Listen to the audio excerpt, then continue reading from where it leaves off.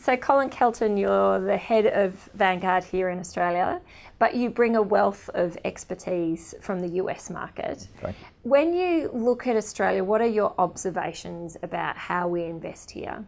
In many ways, it's similar to the US, and people ask me, you've gone to Australia, what's it like? It's like, well, it's pretty, from a personal standpoint, it was a fairly easy move.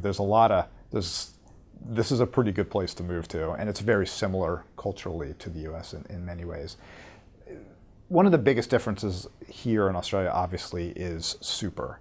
And we spend a lot of time in the US trying to convince people that they need to save for retirement. And here in Australia, it's compulsory. And boy, somewhat jealous of that. We don't have to spend the time necessarily convincing people they have to do it. You have to spend all the time convincing them they're putting in the right spot. There's still a lot of work to do. But you don't have to go from 0 to, we just try to get people to get 2 or 3%, let alone 9.5%. So that's a big difference. That's positive. On not the negative, but more of an opportunity side is it's a small market here. And so, even the ASX 200, it's a couple banks, a mining company, a couple big, mobile company, and it's like that's the dominant thing. So, there's a challenge in that, making sure you're diversified and working closely with an advisor like yourself to make sure that you are diversified. Otherwise, you could be falsely think that you're diversified and you're not. One of the things that particularly Americans who come to work in the financial services sector in Australia are surprised by is that on balance, Australians are quite risk averse. Has that been your experience as you look at the advisors you deal with and the clients that use Vanguard products? I think it's tough to paint with that broad brush. And people ask me that, differences. And in the US, someone will say, in the US, everyone. I'm like, well, I don't know, there's 350 million people there, so you can't say that. And even here, 24, 25 million, it's tough to paint with that broad of a brush. We find people who are very, very active and risk-taking. And you see it somewhat in the diversification, or their maybe excessive property investment versus share investment. So I think it's hard to say that.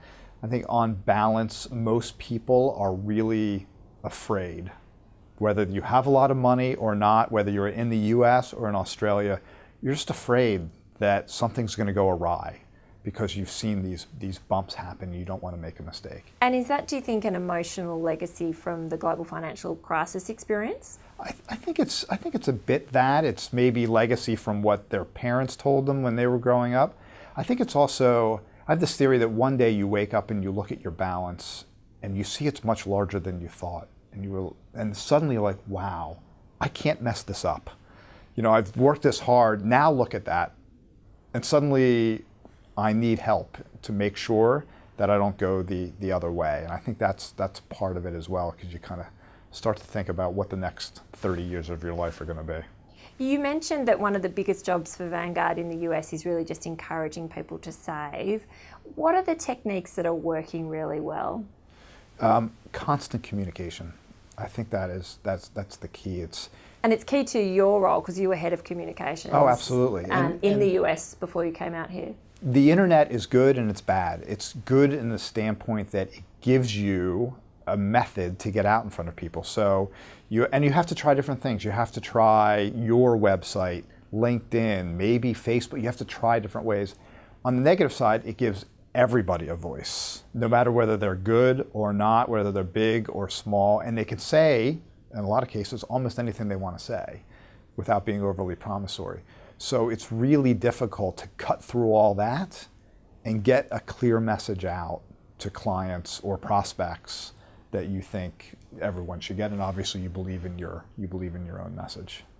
And here in Australia, you've been here for 18 months. If there was, one thing that you could change or one thing you could advise people to do, what would that be? From an investment standpoint? Yeah. I get really concerned about the high level of property investment. And look, it's tough to argue with over the past 25 years what's happened, but it's a large country. There's a lot of land, and I just don't see these housing prices staying that way this long. And when I hear people about second, third, fourth investment properties, I think it's something to worry about. Not that the U.S. is right, by any means. You just don't get that there. Sure, there's people that own some investment property, but it's hardly a conversation. Here, it's sometimes it's a dominant part of someone's portfolio, and that's risky. Well, and there were people in the US that did get 2, 3, 4, 10 investment properties, way too much debt, and found themselves in a whole world of Yeah, there were actually pain. more that just one property, but they leveraged themselves so much to get that one property that they got themselves caught up. That was the predominant thing. And banks just taking crazy risks on people that they should never have lent that much money to. Well, I appreciate your insights and Absolutely. your global perspective, so thank you so much. You're welcome. Thank you.